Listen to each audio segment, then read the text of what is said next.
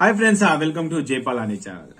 EAMCET, ECET, ICET, POLYCET, చాలా రకాల సెట్లు, ఎన్ఐసి, గాట్, ఈవెన్ ఎంపీసీ అయినా బైపీసీ అయినా ఎంసెట్ వాళ్ళకి ఈ ఫస్ట్ ఫేజ్ నుంచి సెకండ్ ఫేజ్కి వెళ్తే మా సీటు ఉంటుందా పోతుందా, పేమెంట్ చేసి పేమెంట్ ట్రాన్స్ఫర్ అవుతుందా, మరి ఫైనల్ ఫేజ్లో సీట్ వస్తే ఈ సీట్ సంగతి ఏందని చెప్పేసి ఈ ఫస్ట్ ఫేజ్కి సెకండ్ ఫేజ్కి చాలా రకాల డౌట్స్ మీ మైండ్లోనే చాలా మంది అదే కామెంట్లో అడుగుతూ ఉన్నారు. సో అది ఒక క్లారిటీ ఇచ్చే ప్రయత్నం చేస్తాను. ఈసెట్ అయినా ఎంసెట్ అయినా ఐసెట్ అయినా పాలిసెట్ అయినా సేమ్ రూల్ కాబట్టి ఈ వీడియోని స్కిప్ చేయకుండా ఎండ్ వరకు చూడండి. మీరు మధ్యలో స్కిప్ చేసుకుంటా ఉండి అన్న నాకు ఫస్ట్ ఫేజ్లో సీట్ ఉంటుందా లాస్ట్ ఫేజ్లో సీట్ ఉంటుందా అంటే ఏం చెప్పలేము. కాబట్టి నేను చెప్పే విషయాలు ఏవైతే ఉన్నాయో జాగ్రత్తగా వినండి. సో ఒక లైక్ అయితే వేయండి. మీరు లైక్ చేస్తేనే కదా మనం వీడియోలు చేయాలనే ఒక ఆలోచన వస్తుంది. కాబట్టి అందరూ లైక్ చేస్తారని చెప్పేసి ఎక్స్పెక్ట్ చేస్తున్నా. కొత్తగా మన ఛానల్కి వస్తే సబ్స్క్రైబ్ చేయకుండా మర్చిపోకండి. ఇక ఎంసెట్ కావచ్చు, ఐసెట్ కావచ్చు, ఈసెట్ కావచ్చు, పాలిసెట్ కావచ్చు, ఏదైనా కానీ రూల్ అనేది ఏ విధంగా ఉంది అని అంటే, అనేపు నాకు ఫస్ట్ ఫేజ్లో సీట్ వచ్చింది, నేను సెకండ్ ఫేజ్కి వెళ్ళొచ్చు. అన్న నాకు ఫస్ట్ ఫేజ్లో సీట్ రాలేదు, సెకండ్ ఫేజ్కి వెళ్ళొచ్చు. అన్న నా సర్టిఫికేట్ వెరిఫికేషన్ అయిపోయింది, సెకండ్ ఫేజ్కి వెళ్ళొచ్చు. అన్న నా సర్టిఫికేట్ వెరిఫికేషన్ కాలేదు, సెకండ్ ఫేజ్కి వెళ్ళొచ్చు. ఏ కేసు అయినా సరే ఎవరైనా సరే సెకండ్ ఫేజ్కి వెళ్ళొచ్చు, దాంట్లో డౌటే లేదు. ఒకే ఒక కేసు వెళ్ళరాదు, అది ఏ కేసు అనేది లాస్ట్లో డిస్కస్ చేద్దాం. సో మీకు సీట్ వచ్చినా సరే, సీట్ రాకపోయినా సరే, సర్టిఫికేట్ వెరిఫికేషన్ చేయించుకున్నా సరే, చేయించుకోకపోయినా సరే, మీరు సప్లీలో పాస్ అయినా ఎప్పుడు పాస్ అయినా మీరు సెకండ్ ఫేజ్కి వెళ్ళొచ్చు, దాంట్లో డౌటే లేదు. కానీ సెకండ్ ఫేజ్కి వెళ్తే ఉన్న సీట్ ఉంటుందా పోతుందా, ఇదే కదా డౌట్. సెకండ్ ఫేజ్కి వెళ్తే ఫస్ట్ ఫేజ్లో వచ్చిన సీట్ ఉంటుందా పోతుందా, ఎప్పుడు ఉంటుంది ఎప్పుడు పోతుంది. సో దీంట్లో 2-3 రకాల కండిషన్స్ ఉన్నాయి. ఫస్ట్ మీరు ఎంసెట్ కావచ్చు, ఐసెట్ కావచ్చు, ఈసెట్ ఏదైనా సరే, ఇప్పుడు ఫస్ట్ ఫేజ్లో మనకు వచ్చిన సీట్ని నేను కాపాడుకోవాలి, ఈ సీట్ని ఇలానే ఉంచుకుంటూ సెకండ్ ఫేజ్కు ట్రై చేస్తా అన్న కేసెస్లో మీరు ఈ ఫస్ట్ ఫేజ్లో ఏదైతే సీట్ వచ్చిందో అలాట్మెంట్ ఆర్డర్ డౌన్లోడ్ చేసుకున్న తర్వాత the candidate to be paid అని చెప్పేసి మీకు అమౌంట్ ఉంది, 10,000, 5,000, 50, 60 అని చెప్పేసి. సో దాంట్లో గ్రీన్ ఫండ్ అని చెప్పేసి ఒక 100 రూపీస్ కూడా యాడ్ అయిపోయింది. ఏదైనా సరే మీ అలాట్మెంట్ లెటర్లో ఏదైతే అమౌంట్ ఉందో, అమౌంట్ పే చేసి సెల్ఫ్ రిపోర్టింగ్ క్లిక్ చేసిన తర్వాత యాక్సెప్ట్ మై జాయినింగ్ అని చెప్పేసి ఉంటుంది. మీరు అమౌంట్ పే చేసిన తర్వాత సెల్ఫ్ రిపోర్టింగ్ అనే ఆప్షన్ వస్తుంది. దాంట్లో యాక్సెప్ట్ మై జాయినింగ్ అని చెప్పేసి క్లిక్ చేసిన తర్వాత జాయినింగ్ రిపోర్ట్ జనరేట్ అవుతుంది. ఇదంతా ఫస్ట్ పేజ్లో చేయాల్సిందే. మళ్ళీ చెప్తున్నాను, అలాట్మెంట్ ఆర్డర్ డౌన్లోడ్ చేస్తాం, దాంట్లో ఎంతో కొంత అమౌంట్ ఉంటుంది, అమౌంట్ పే చేస్తాం. అమౌంట్ పే చేసిన తర్వాత అక్కడ మళ్ళీ అదే లాగిన్ అయిన తర్వాత మనకు సెల్ఫ్ రిపోర్టింగ్ అనే ఆప్షన్ వస్తుంది. అది క్లిక్ చేసిన తర్వాత యాక్సెప్ట్ మై జాయినింగ్ అని వస్తుంది. అది క్లిక్ చేసిన తర్వాత జాయినింగ్ రిపోర్టు, జాయినింగ్ డీటెయిల్స్ అని చెప్పేసి వస్తాయి. ఇది ఫస్ట్ ఫేజ్ అప్పుడు చేస్తాం. సో ఎవరైతే జాయినింగ్ రిపోర్టు జనరేట్ చేసుకున్నారో, ఎవరి చేతులు అయితే ఫస్ట్ ఫేజ్లో సీట్ వచ్చిన తర్వాత జాయినింగ్ రిపోర్టు ఉందో, వాళ్ళ సీట్ అనేది ఫస్ట్ ఫేజ్లో కన్ఫర్మ్ అయినట్టే. మరి కన్ఫర్మ్ చేసుకుని మేము మరి 10,000, 20, 40, 50, 1 lakh పేమెంట్ చేసాము, సెకండ్ ఫేజ్కి వెళ్ళొచ్చు అంటే 100% వెళ్ళొచ్చు, దాంట్లో డౌటే లేదు. 100% మరి సెకండ్ ఫేజ్కి వెళ్ళొచ్చు. మరి ఇక్కడ నేను పేమెంట్ చేశాను కదా, మరి రేపు పొద్దున జేఎన్టీలో వస్తే, రేపు పొద్దున సిబిఐటి కాలేజీలో వస్తే, రేపు పొద్దున విఎన్ఆర్ విజ్ఞాన జ్యోతి కాలేజీలో వస్తే మరి ఈ అమౌంట్ ట్రాన్స్ఫర్ అవుతుందా అంటే ట్రాన్స్ఫర్ అవుతుంది. మీరు అమౌంట్ గురించి టెన్షన్ ఏం లేదు. మీరు పేమెంట్ చేసినా, పేమెంట్ చేయకపోయినా, సెల్ఫ్ రిపోర్టింగ్ చేసినా చేయకపోయినా, జాయినింగ్ రిపోర్ట్ చేసినా చేయకపోయినా ఎవరైనా సెకండ్ ఫేజ్కి వెళ్ళొచ్చు.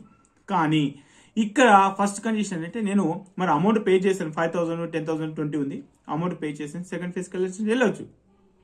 సో ఇక్కడ అమౌంట్ పే చేసి సెల్ఫ్ రిపోర్టింగ్ చేసుకున్నాను, సెకండ్ ఫేజ్లో నేను ట్రై చేశాను. నాకు ఫస్ట్ సిబిఐటిలో కాలేజీలో వచ్చింది. సో సిబిఐటి కాలేజ్ నుంచి జేఎన్టీలో వచ్చింది. సో జేఎన్టీ కాలేజీలో వచ్చింది కాబట్టి జేఎన్టీ ఫైనల్ సీట్ వచ్చింది నాకు. ఓన్లీ నేను సిబిఐటి కాలేజ్ కంటే బెటర్ నేను జేఎన్టీ ఉస్మానియా 2 పెట్టుకున్నాను. జేఎన్టీలో వచ్చింది, నేను జేఎన్టీకి వెళ్తాను. లేదు నాకు జేఎన్టీ నచ్చలేదు, నాకు మళ్ళీ సిబిఐటీ కావాలంటే ఉండదు.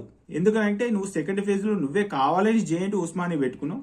ఆ జేఎన్టీ ఉస్మానియాలో జేఎన్టీ కన్ఫర్మ్ అయింది కాబట్టి సెకండ్ ఫేజ్లో సీట్ వస్తే అటు వెళ్ళాల్సిందే. కాబట్టి అలా ఉంటుంది. లేదు నేను సిబిఐటీలో కాలేజీలో వచ్చింది, జేఎన్టీ ఉస్మానియా 2 పెట్టుకున్నాను ఆప్షన్స్, ఎక్కడ కూడా సీట్ రాలేదు. అంటే జేఎన్టీలో రాలేదు, ఉస్మానియాలో పెట్టిన 2 ఆప్షన్స్. సో అక్కడ ఎక్కడ కూడా సీట్ రాలేదు కాబట్టి నాకు ఈ సిబిఐటిలో ఏదైతే సీటు నేను పేమెంట్ చేసి రిజర్వ్ చేసుకున్నాను అంటే సెల్ఫ్ రిపోర్టింగ్ చేసుకున్నా ఆ సీట్ అలానే ఉంటుంది. సెకండ్ ఫేజ్ లో సీట్ వస్తేనే second phase final. Second phase లో ఎక్కడ కూడా సీట్ రాలేదు. నేను 10 ఆప్షన్స్ 20 ఆప్షన్స్ పెట్టి ఎక్కడ కూడా సీట్ రాలేదు సెకండ్ ఫేజ్ లో. నాకు ఫస్ట్ ఫేజ్ లో వచ్చిన సీట్ కి నేను already self reporting joining reporting చేసుకున్నాను కాబట్టి అక్కడ సీట్ రాలేదు కాబట్టి ఇది ఉంటుంది. లేదు నేను ఇక్కడ సెల్ఫ్ రిపోర్టింగ్ జాయినింగ్ రిపోర్ట్ అన్నీ చేశాను, మరి నాకు జేఎన్టీ కాలేజీలో సిబిఐటి కాలేజీలో విఎన్ఆర్ లో సీట్ వచ్చింది, నేను తిరిగి అక్కడికి వెళ్తా అంటే అదే ఫైనల్ అవుతుంది. ఫర్ ఎగ్జాంపుల్ ఇప్పుడు నేనే ఉన్నాను విఎన్ఆర్ విజ్ఞాన్ జ్యోతి అనుకొని చెప్పేసి నేనేదో చెత్త కాలేజీ పేరు పెట్టుకున్నాను. అంటే విఎన్ఆర్ విజ్ఞాన్ జ్యోతి అనే కాలేజ్ కోడ్ బదులు ఏదో కాలేజ్ కోడ్ బై మిస్టేక్ లో నేను సెకండ్ ఫేజ్ ఆప్షన్ పెట్టాను. సో అప్పుడు ఏమవుతుంది, సెకండ్ ఫేజ్ లో ఒకవేళ సీట్ వస్తే అదే ఉంటుంది. అయ్యో నాకు తెలియకుండా నేను ఏదో కాలేజ్ కోడ్ అనుకుని ఏదో పెట్టానంటే తిరిగి మళ్ళీ రీగ్రేడ్ చేయడానికి ఉండదు. సెకండ్ ఫేజ్ లో ఏదైతే వస్తుందో అదే. కాబట్టి ఇక్కడ సెకండ్ ఫేజ్ కి వెళ్లే వాళ్ళు అంటే already self reporting joining report చేసుకొని సెకండ్ ఫేజ్ కి వెళ్దాం అనుకునే వాళ్ళు జాగ్రత్తగా ఆప్షన్ పెట్టాలి. ఇప్పుడు వచ్చిన కాలేజ్ కంటే ఇప్పుడు వచ్చిన బ్రాంచ్ కంటే బెటర్ ఆప్షన్. సో సేమ్ కాలేజ్లో సిఎస్సి పెట్టొచ్చు, సేమ్ కాలేజ్ ఈసీ పెట్టొచ్చు, సేమ్ కాలేజ్ ఐటీ పెట్టొచ్చు. కాబట్టి ఇప్పుడు వచ్చిన బ్రాంచ్ కంటే బెటర్ ఆప్షన్ పెట్టుకోవచ్చు, సేమ్ కాలేజ్ పెట్టుకోవచ్చు, అదర్ దాన్ దానికన్నా మంచి కాలేజ్ కూడా పెట్టుకోవచ్చు. ఒకవేళ మీకు సెకండ్ ఫేజ్ లో సీట్ వస్తే అదే ఫైనల్ అవుతుంది, మళ్ళీ తిరిగి ఫస్ట్ ఫేజ్ కు రావడానికి ఛాన్సెస్ ఉండదు. సో ఇది ఒక కేసు, అంటే పేమెంట్ చేసిన వాళ్ళది. ఇక రెండో కేసు, నేను సెల్ఫ్ రిపోర్టింగ్ చేయలేదు, జాయినింగ్ రిపోర్ట్ చేయలేదు, పేమెంట్ చేయలేదు, నాకు సీట్ అయితే వచ్చింది, సిబిఐటీలో సీట్ వచ్చింది, కానీ అక్కడ చూస్తే 1,40,000 1,30,000 ఉంది, అంత అమౌంట్ నేను పెట్టలేను, నేను పేమెంట్ చేయను అనుకుంటే మీరు ఎప్పుడైతే సెల్ఫ్ రిపోర్టింగ్ చేయలేదో, ఎప్పుడైతే పేమెంట్ చేయలేదో మీ ఫస్ట్ ఫేజ్ సీట్ క్యాన్సిల్ అయ్యిగా. ఎప్పుడైతే మీరు పేమెంట్ చేయకుండా మీరు సెకండ్ ఫేజ్కి సిబిఐటి కాలేజీలో వచ్చింది ఫుల్ ఫీ రియంబర్స్మెంట్, కానీ అక్కడ 5,000 ఎస్సీ ఎస్టీకి 10,000 ఓసీ వాళ్ళకి కూడా అడుగుతుంది, సెల్ఫ్ రిపోర్టింగ్ కూడా అడుగుతుంది. సో అవి ఎవ్వి కూడా చేయలేదు, ఎందుకంటే నేను ఫీజుకి భయపడో లేకపోతే కాలేజ్ నచ్చకునో నేను సెల్ఫ్ రిపోర్టింగ్ జాయినింగ్ రిపోర్ట్ చేయలేదు. ఎప్పుడైతే మీరు సెల్ఫ్ రిపోర్టింగ్ చేయలేదో ఫస్ట్ ఫేజ్ లో వచ్చిన సీట్ అనేది క్యాన్సిల్ అయ్యిగా, డౌటే లేదు దాంట్లో. సో సెకండ్ ఫేజ్ లో ఎక్కడైనా సీట్ వస్తే వచ్చినట్టు, లేదంటే లేదు అంతే. అయ్యో నాకు అప్పుడు ఫస్ట్ ఫేజ్ లో సీట్ వచ్చింది కదా, నేను కానీ సెల్ఫ్ రిపోర్టింగ్ చేయలేదు, మరి అది ఉంటుందా అంటే ఉండదు. ఎందుకు ఉండదు, ఇక్కడ సెల్ఫ్ రిపోర్టింగ్ చేయలేదు కదా. కాబట్టి అందుకే మనకు ఆ అలాట్మెంట్ ఆర్డర్లో కూడా క్లియర్గా మెన్షన్ చేశారు, సెల్ఫ్ రిపోర్టింగ్ కానీ పేమెంట్ కానీ పలానా డేట్ రోజు చేసుకోవాలని చెప్పేసి. సో ఏదైనా సరే మీకు అమౌంట్ పే చేసినంత మాత్రం పెద్ద నష్టం లేదు, ఎందుకంటే ఒక కాలేజీలో పేమెంట్ చేస్తే సిబిఐటీలో పేమెంట్ చేసేస్తే రేపు విఎన్ఆర్కి వస్తే విఎన్ఆర్లో అమౌంట్ ట్రాన్స్ఫర్ అవుతుంది, విఆర్ నుంచి సిబిఐటీకి వస్తుంది, లేదంటే స్పెషల్ ఫేజ్కు ఎన్ని ఫేజెస్ ఉన్నాయి, ఫస్ట్ కావచ్చు సెకండ్ కావచ్చు, కొన్ని సెట్లలో ఎంసెట్కు స్పెషల్ రౌండ్ కూడా ఉంటుంది. అది ఏ సెట్ అయినా సరే ఫస్ట్ సెకండ్ థర్డ్ అని చెప్పేసి ఉంటే కనుక సో ఆటోమేటిక్గా ట్రాన్స్ఫర్ అవుతుంది. లేదు ఇప్పుడు ఈ సెట్ చూసుకుంటే ఈ సెట్లో ఫస్ట్ సెకండ్ ఉంటుంది, ఒక కాలేజ్ నుంచి ఇంకొక కాలేజ్కి అమౌంట్ ఆటోమేటిక్గా ట్రాన్స్ఫర్ అవుతుంది, దాంట్లో డౌట్ ఏం లేదు. కాబట్టి ఎవరైనా సరే అమౌంట్ గురించి టెన్షన్ పడకండి, మీకు ఆటోమేటిక్గా ఒక కాలేజ్లో సీట్ వచ్చేసి సెకండ్ ఫేజ్లో ఇంకొక కాలేజ్కి సీట్ వస్తే మీరు పేమెంట్ కనుక చేస్తుంటే, అంటే ఫస్ట్ ఫేజ్లో పేమెంట్ కనుక చేస్తుంటే అది ఆటోమేటిక్గా ఇంకొక కాలేజ్కి 100% మీకు అమౌంట్ ట్రాన్స్ఫర్ అవుతుంది. ఒకవేళ ఎక్సెస్ అమౌంట్ ఏమైనా ఉంటే, అంటే ఇప్పుడు వచ్చిన కాలేజీలో 50,000 ఫీజు, నెక్స్ట్ ఇంకో కాలేజీలో సీట్ వచ్చింది 60,000 ఫీజు, మరి ఎక్సెస్ 10,000 అడుగుతారు. లేదు ఇప్పుడు నాకు ఇప్పుడు వచ్చిన కాలేజ్ 60,000 ఉంది, ఇప్పుడు నెక్స్ట్ ఇంకో కాలేజీలో 50,000 వచ్చింది, మరి 10,000 నాకే రావాలి కదా, అది మీకే వస్తుంది అక్కడ. అందుకే అమౌంట్ పే చేసేటప్పుడు కూడా మీ అకౌంటా, మీ అన్న అకౌంటా, మీ ఫ్యామిలీ ఎవరిదో ఒకళ్ళ అకౌంట్ బేస్ చేసుకొని మీరు పేమెంట్ చేయండి. సో మీకు ఒక క్లారిటీ వచ్చింది అనుకుంటున్నాను. కాబట్టి ఈ సెట్ వాళ్ళకైతే నేను ఎవరు కూడా చెప్పను, ఎం సెట్ వాళ్ళకు కూడా అది మీ ఇష్టం. ఈ సెట్ వాళ్ళకి నేను పదే చెప్తున్నాను, ఈ సెట్ తెలంగాణ ఈ సెట్ వాళ్ళు వచ్చిన ఆప్షన్ ఏదైతే ఉందో ఖచ్చితంగా పేమెంట్ చేసి సీట్ను రిజర్వ్ చేసుకోండి, వచ్చిన కాలేజ్ని పేమెంట్ చేసి రిజర్వ్ చేసుకోండి. సో ఇక ఎంసెట్ విషయానికి వస్తే, ఎందుకంటే ఎంసెట్లో చాలా సీట్లు అయితే ఉంటాయి, ఎందుకంటే జేఈ మెయిన్స్కి వెళ్ళే వాళ్ళు ఉంటారు, కొంత అది డిఫరెంట్. ఈవెన్ ఐసెట్ కూడా పేమెంట్ ఏదైనా సరే పేమెంట్ చేస్తే నష్టం ఏముంది, మనం ఎట్లా దాంట్లోనే జాయిన్ అవుతాం, first round second round third round ఏదో ఒక రౌండ్లో ఏదో ఒక మంచి కాలేజీలో వస్తే కాంప్రమైజ్ అయిపోయి దాంట్లో జాయిన్ అవుతాం. కాబట్టి అమౌంట్ పే చేయడం వల్ల పెద్ద ఇబ్బంది ఏమి ఉండదు. మీరు అమౌంట్ పే చేసి సెల్ఫ్ రిపోర్టింగ్ చేసి జాయినింగ్ రిపోర్ట్ చేసుకోండి. కాలేజ్ రిపోర్టింగ్ అయితే ఫైనల్ ఫేజ్ తర్వాత వాళ్ళ అలాట్మెంట్ లెటర్లు కూడా మెన్షన్ చేస్తారు, మీరు ఈ డేట్కి వెళ్ళాలని చెప్పేసి ఆ డేట్కి వెళ్ళండి. ముందే వెళ్తే ఏమవుతుంది, ముందే వెళ్ళినా కూడా ఏం కాదు, కాకపోతే వాళ్ళు మెన్షన్ చేసిన డేట్కి మళ్ళీ వెళ్ళాలి, ఎట్లా మళ్ళీ వెళ్తాం కదా. కాబట్టి ఫస్ట్ ఫేజ్ అప్పుడు వెళ్ళాల్సిన అవసరం లేదు, కానీ ఫైనల్ ఫేజ్ తర్వాత ఖచ్చితంగా కాలేజ్కి వెళ్ళి రిపోర్ట్ చేయాలి. సో ఇది ఈ విధంగా ఉంటుంది. సో మళ్ళీ ఒకసారి గుర్తు చేస్తున్నాను, ఎవరైతే ఫస్ట్ ఫేజ్ లో అమౌంట్ పే చేసి సెల్ఫ్ రిపోర్టింగ్ జాయినింగ్ రిపోర్ట్ చేస్తారో self reporting joining report complete అయిపోయి మనం సెకండ్ ఫేజ్ కి వెళ్ళొచ్చు. సెకండ్ ఫేజ్ లో సీట్ వస్తే ఏదవుతుంది, సెకండ్ ఫేజ్ ఫైనల్. తిరిగి ఫస్ట్ ఫేజ్ కి రావచ్చు, రాదు. సెకండ్ ఫేజ్ లో సీట్ వస్తే సీట్ ఫైనల్, ఎందుకంటే మనకు సెకండ్ ఫేజ్ ఫైనల్ కాబట్టి. సో ఇంకొక కేసు, రెండో కేసు ఏంటిది, నేను సెల్ఫ్ రిపోర్టింగ్ చేయను, జాయినింగ్ రిపోర్ట్ చేయను, ఏది కూడా చేయను, నేను సెకండ్ ఫేజ్ కి వెళ్ళొచ్చు.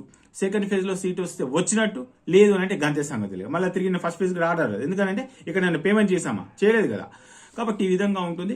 సెకండ్ ఫేజ్ లో ఎవరికైతే సీట్ వస్తుందో అది ఫైనల్ అవుతుంది. ఒకవేళ సెకండ్ ఫేజ్ లో సీట్ రాకపోతే నేను తిరిగి ఫస్ట్ ఫేజ్ కి రావచ్చు అంటే పేమెంట్ చేసిన వాళ్ళే రావచ్చు, పేమెంట్ చేయని వాళ్ళైతే రారాదు. సో ఇది ఒక క్లారిటీ వచ్చింది అనుకుంటున్నాను. మరి ఇంత మంచి క్లారిటీ, ఇంత మంచి వీడియోతో మేము ముందు దాకా వస్తున్నాం. గత 4 సంవత్సరాలుగా ఎక్కడ ఏ డౌట్ వచ్చినా, ఎంసెట్ కావచ్చు, ఐసెట్ కావచ్చు, ఈసెట్ కావచ్చు, ఫీ రియంబర్స్మెంట్ కావచ్చు, ఇన్కమ్ సర్టిఫికేట్ కావచ్చు, సెల్ఫ్ రిపోర్టింగ్, జాయినింగ్ రిపోర్టింగ్, ఎన్నో రకాల వీడియోలు అయితే చేశాను. ప్రతి ఒక్కటి ఒక క్లారిటీగా మీ దాకా నేను ఇన్ఫర్మేషన్ తీసుకొని వస్తున్నాను. మరి ఇంత మంచి వీడియోతో వచ్చినప్పుడు నేను ఎక్స్పెక్ట్ చేసి కేవలం లైక్ చేసి, కొత్తగా మన ఛానల్కి వస్తే సబ్స్క్రైబ్ చేయడము, మీ ఫ్రెండ్స్ కి షేర్ చేయండి. దీనివల్ల పెద్ద యూజ్ ఏమి ఉండదు కదా. సో ఎన్నో వీడియోలు అన్ని చెత్త వీడియోస్ మనం షేర్ చేస్తూ ఉంటాం. ఇలాంటి ఒక యూస్ఫుల్ వీడియోస్ ని మీ ఫ్యామిలీ గ్రూప్ లో కానీ, మీ ఫ్రెండ్స్ గ్రూప్ లో కానీ, మీ కాలేజ్ గ్రూప్ లో కానీ షేర్ చేస్తే వాళ్ళు కూడా ఇన్ఫర్మేషన్ తెలుసుకొని ఇంకొక నలుగురికి చెప్పే ప్రయత్నం అయితే చేస్తారు. దీంట్లో కొంతమందికి అవగాహన లేక కూడా చాలా మంది మాట్లాడుతూ ఉన్నారు. కాబట్టి ఒక్కొక్క సెట్ లో ఒక రూల్ ఉండేది. ఇప్పుడు నీట్ కు సంబంధించిన రూల్ వేరే, పారామెడికల్ రూల్ వేరే, అగ్రికల్చర్ రూల్ వేరే, ఫారెస్ట్ రూల్ వేరే, ఎంసెట్.